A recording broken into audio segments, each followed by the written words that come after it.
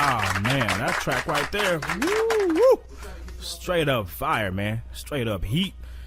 Coming from my man, the Nomadic, man. Check him out at diamonddialect.com, Portsmouth, VA. Produced by Rugged Terrain, that track was, man. So I'm definitely feeling that junk, man. That junk was gritty. Straight up grimy, man. Fucking, what's the deal, bro? Man, oh man. You got my line off. Oh, my bad. We got Bishop Lamont calling in right now, dude. Do it? Okay. Yeah. Hey, Bishop, what's good, bro? Church, I say. Thank you for having me, Pimp Juice. Ah, shit, ain't no problem, cuz. Ain't no problem. How you feeling today, man? Good, man. A little under the weather, trying to shake this cold, getting out of town, man. So I'm trying to get well. We about to hit this Caribbean. So I'm like, shit, I got to get my pimping tight. Nah, shit, I feel that, man. I feel that. Busy dude, man. Do you ever sleep? That's my question. Do you ever get a chance to sleep? Do you ever get a chance to sleep? That's what I'm wondering. Man, fucking with Dre, not really. I get like, seriously, like maybe 4 hours of sleep. Oh, shit. Sometimes I go 2 days straight in the studio, then I get like 3-4 hours of sleep, then get right back to it. And plus with gym and shit, it's cold, man. Man, y'all dudes be grinding, man, because we was just like looking at everything you got going on right now, man. You got Nigger Noise out there. You got the Caltroit joint. And then I caught another interview with you, man, and you was basically naming off some other projects you had. What was it? Yeah, the Pope Mobile, man. The Pope Mobile is dropping the Pope Mobile, man. It's dropping on Christmas, man. Yeah, so talk about the Pope Mobile, man. What's that? I mean, what's the concept on that one? Man, it's just like my alter ego, man. It's like I'm Bishop Lamont, and I'm like the Pope of the West Coast, you know what I mean? We try to mediate, you know what I'm saying, beef, and we try to unite shit, and we hit it from a spiritual level, and it's still pimping it all.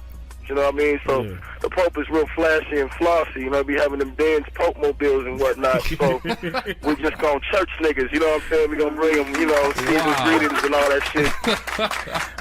I feel that, man. You know, we gonna heal some niggas. We gonna exercise some bitch ass niggas and knock the demons out their body. We gonna do a lot of things, man. Oh man, y'all dudes is crazy, man. You working? Were you working on another mixtape called Collection Plate, something like that?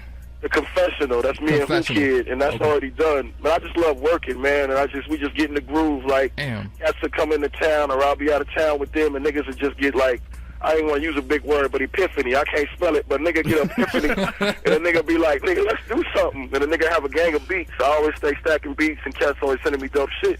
And I'll be like, man, let's get another groove off and just keep that movement going and giving, you know, the streets real music, but for free. Because I know niggas tired of buying bullshit. Yeah, how are you making money? What'd you say? You've dropped what? You got about 3 albums out, 3 mixtape albums. Yeah, you call them the street albums, man. And I dig the concept because like I'm tired of hearing niggas rap over other people's shit. Exactly, man. It's like niggas killed the mixtape game. They took what 50 Cent was doing, and a few niggas on the West Coast had started doing, and just made the shit like everybody, even their Grammys got mixtapes. Yeah, and it took away the quality and the purpose of mixtapes. It wasn't just about being heard. It was about putting a new movement into the game. Everybody thought this was the blueprint to get a record deal. Then everybody started doing it and fucked it off. You know what I'm saying? Yeah, definitely, man. And so, like, what goes into putting that together, though? Like, when you trying to pick, like, your producers, like, I mean, is there a budget for these street albums, too? Or is it just cats? Of course. I go in the biggest studios, man. While I be working on my album, I like working on this stuff, so I want it to have the same quality, you know, as close as possible to the album. So the same energy I'm putting into the album, I put into the street album. You know what I mean? Definitely.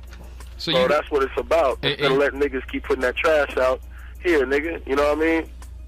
And that's not even counting. You're still planning on, you're planning to drop in the Caltroit 2 mixtape? The Caltroit Metropolis. We're probably going to drop it first of the year, right after the album comes out, because I just hooked up with Royce again. We got some more shit with Little Brother, with Dilated, with Phil Monch. There's so many more cats already put records down. Madlib, Oh No, Roxy, Talib. Everybody and Mama came through, so it was going to be more. It was supposed to be about me and Black Milk on the Caltroit. You know what I mean? So I was like, damn, it's going to be a compilation, my nigga. If we, you know, it's going to be Welcome to Detroit and J-Lib at the same time. So let's just put this next piece out so niggas can get the rest of all the fly niggas that's down. You know what I mean? That another free album, too? Yeah, of course. Damn, you know what I'm saying? Murs on there, Strong Arm Steady. Man. You know what I'm saying? Steady Strong. You know what I'm saying? Moving. Fucking Chase Infinite is on there. Self Scientific. Everybody and their mama, man. You know what I'm saying? That's what it's about for me. It's about giving people that quality and getting to see people they ain't seen in a long time. Even got OG Casual from Souls of Mischief, you know what I'm saying, on there representing. It's a lot of dope cats, and that's what it's about, just giving people quality music. Like, I'm at Best Buy right now because we about to be in the Caribbean 2 weeks shooting the video, and I ain't going to have shit to do, so I got to go get some music, you know what I'm saying? So I'm going to buy old school shit. I look in the new section and it's bullshit, you know what I'm saying? And I know niggas is tired of buying bullshit, so I say, look, I'm going to do something. I gotta pay for these albums next year, recouping for the album, you know what I mean? But I want to do this out the kindness of my heart and make sure I'm at Record One at Dre's studio, or I'm at Record Plant, wherever I am, and put top quality recording into the music and having top producers, you know what I'm saying? So flood the market with really good shit. Exactly, and that kind of like shifts the paradigm, you know what I'm saying? For niggas, cut that bullshit out, cut all them trash ass beats out. If you ain't from the South, why you trying to sound like the South? Definitely. You know what I'm saying? There's niggas from the South busting. My nigga Stack Quote does it, you know what I'm saying? Andre 3000 Forever does it, so it's like, you know, Bun B does it, but just do fresh music and stop riding what's out there and do your own thizzle, and that's what really tries to inspire, you know what I mean? Just fresh shit.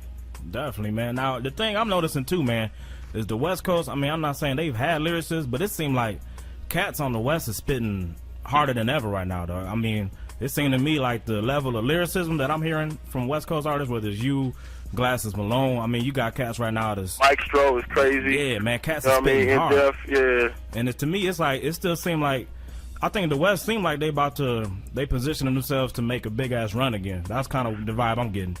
Well, man, that's the hope and that's the vision, man, and that's what we all, you know what I mean, like coincide to do. We all come together to make that happen, and it's like we've always been that, you know what I mean? Like I always tell cats, think about when we had Freestyle Fellowship and niggas was busting. You had Superb, you had Medusa, you know what I'm saying? You had Threat from LA Zoo. Crooked, without saying, Crooked is one of the most amazing niggas. Razcast is one of the most amazing niggas. Corrupt is one of the most amazing niggas. Even Roscoe was doing it. So it's just now that it's really about lyrics, because before they didn't want to see niggas that rhyme, so niggas had to kind of like dummy down they shit. But now it's about rhyming because niggas have stolen every other identity from the West Coast. Gangbanging ain't special no more. You know what I'm saying? Khakis ain't special no more. Cornrows ain't special no more. That little twang in your voice ain't special no more. So it's really got to come down to MCing again. So niggas are really doing what they do best. Definitely, man. You know what I mean? So I'm happy to see that. And it's giving, you know, because think about when Farside was busting and Souls of Mischief came, you know what I'm saying? Saphir came, Ahmad, you know what I'm saying? I remember when they did Come With It. And that shit was just stupid. Even Raz on the Street Fighter soundtrack. I forgot what that motherfucking record was, but that shit was crazy, just cold-ass records. And I'm glad to see that again because it's necessary. You know what I mean? Definitely, man. Definitely. Now, I want to talk about some of the topics, too, man. Because you don't back down from nothing as far as religion or politics or any of that, man. And I mean, that's how it's supposed to be, man. Yeah. And yeah, I dig that shit, definitely. But so it's like, I mean, have you always been, like, since you started rapping, was that always what you wanted to address in your lyrics or whatever? And like, I just always had to deal with it, man. You know what I'm saying? I was born in Inglewood. I went from Inglewood, you know what I'm saying, when my parents got divorced. A nigga went from, damn, I can't remember, we moved so many motherfucking places. We moved from slum to slum out to Buena Park, which at the time in the 80s was Klan Nation, was Aryan Nation. So all we did was fight in school every day. So all we saw was racism. It was fighting with the gang at the time called the Lads, skinhead gang, my brother, you know what I'm saying? We all fighting. Niggas taking us off the bus to put white kids on. So racism's always been in our face. Politics has always been in our face. You know what I'm saying? Poverty's always been in our face. So it's just a part of my life, and I have to speak on it since I survived it. You know what I'm saying? Yeah, that's what I was wondering. I was wondering if your upbringing, you know, played a part in that. So that's crazy. I had no choice but to fight, my nigga. From Buena Park to Moreno Valley, you know what I'm saying? Early 80s Moreno Valley and Buena Park, it was nothing but white people out there. They was as poor as us, but at the same time, it was still that racism. Damn, you know what I mean? Like, niggas see movies about it or, you know, hear things about that kind of shit, but we went through that shit every day, a fight a nigga and a white. We lived that every day. All day through school. That's the misconception about Cali, because I know being from the Midwest, man, I think, just for me personally, I think like all Cali white people be like surfer dudes and shit. I fucking you know what hate I'm saying? white Like, people. smoking weed and just be, dude, what's up, bro? And shit like that, man. The difference, that's why I appreciate down south racism or Midwest racism or East Coast racism, because they let you know they hate niggas. Yeah. Out here, they shit is conservative and they hide it. Okay. You feel me? They try to act like it. Yeah, they'll take your money as soon as you fucking nigger. You know what I'm saying? Yeah, that's fucked up. Fucking white people, man. Yeah, you know what I'm saying? I'd rather people. the wolves than the sheep. You know what I'm saying? The wolf in sheep's clothing. You know what I'm saying? Yeah. Just be a fucking wolf. Don't be that fox. As a matter of fact, a fox is worse than a wolf. You feel me? So if it's fuck me, it's fuck you. But out here, these niggas is conservative. They play games with it. You feel me? They try to pimp you. Everybody's an entertainer. Everybody's a sports player. Like, I forgot where the fuck I was. Niggas, some place you go, niggas don't know you rhyme. Niggas like, man, you're built like a football player. Do you play football? Oh, my God. Do you ball? You know what I'm saying? That shit, man. Wow. That was fucked up, man. You feel me? Are you a basketball player? Jesus. You know what I'm saying? Like, when we did you ever get to hear the American Dream record? American Dream. Actually, yeah, I think I had that one on the computer, but I ain't checked it out. If you listen to that whole shit is true. All that stuff I'm talking about, it happened. I was in Miami recording down there. I was down there for like a month with Scott. We going everywhere. We doing it big. Scott crazy. He just balling. We everywhere. And I was staying at the Lowe's and shit. And I walked down the hall. A nigga thought I was a waiter. Oh, wow. Shit. A nigga, what happened, man? I remember I was going to a store down there, and a bitch clutched the purse. I was behind her and shit. Like, I was gonna tell her, like, bitch, like I said, I got more money in my ashtray than you got in your account, bitch. You crazy out your mind. You think I want something from you, bitch? You know what I'm saying? And I was down by the pool and shit, taking a break and shit. Bitches can come up with their kids like, what football team do you play for? They don't even fucking know who I am, but since I'm a nigga at a fancy hotel, yeah, like that's the only thing you can be doing. A football player. Yeah, that's fucked up, man. But yeah, I mean, the shit is still alive and kicking though, man. Racism ain't going nowhere, though. That shit is still out there, man. Speaking of football, speaking of football, though, you have done a lot of video game tracks. Oh, yeah. Without a doubt, man. Shit, the 1, 2, 3, 4, 5 different video games you've done your shit in. Damn, probably more than that. How many? There's more coming. Yes, there's more on the way, man. Does that work for you? Does that work well for you? Going in the video games that get good publicity and shit like that? Hell yeah, man, because video games sell more than motherfucking records do, you feel me? Right. And you guys play get them motherfuckers 5 million hours a day. You get points on that? You get points on game sales too? Nah, you get that upfront money. They ain't stupid. They're like, yeah, right. You gonna give you points on 5 million sold on Madden? Oh, fuck you. Hell yeah, they fuck around and go broke doing that shit, man. Yeah, but nah, they set you up lovely though. Speaking of your music, man, I got a question for you. Regarding Aftermath Records, me and Major have had a discussion about them on numerous occasions. Yeah. Right. One of which being, what was your quote, Major? You said, man, Aftermath, I love y'all to death, man, but y'all got the hottest roster of niggas that don't be coming out, man, and that shit be frustrating. And when are they coming out? Yeah, Tell man. the truth. Well, see, this is the thing I always tell cats when they get that. When you come to Aftermath, you at the best motherfucking label in the world and the worst label at the same time, because dude is not gonna play with you. Yeah. If your shit is not the utmost, that's your ass. You see what I'm saying? Yeah. And dudes don't understand how hard you have to work over there and what's expected of you being at the top of the food chain. You feel me? Yeah, It's a graveyard of Aftermath artists you never even heard of, beyond the ones that you can see on the roster. You feel me? Yeah. So Eve was saying Dre was like picky as shit. Like, I mean, he makes sure he's super everything's super perfected. I mean, is that the way he is with every single album that comes out of Aftermath? Why shouldn't he be? You know what I'm saying? The nigga been in the game for 22 years. Yeah. You know what I'm saying? The nigga's done the utmost, and every nigga he put out is the biggest niggas in the game, regardless of what goes on after that, that mark that he makes with them. So dude is like, it's gotta be the utmost. That's why you sign with me, right? You want the best, then I want the best out of you. You're not gonna sit here and do donuts in my Ferrari, and I'm just gonna go hell yeah on your record, and the rest is history. You gotta get your ass in there and work. You feel me? Without a doubt, man. Sure, man. Exactly. You know what I mean? And that's what people never get to see, or the whole process that comes into it. You go, damn, dude been doing this shit since he was like 15, 16.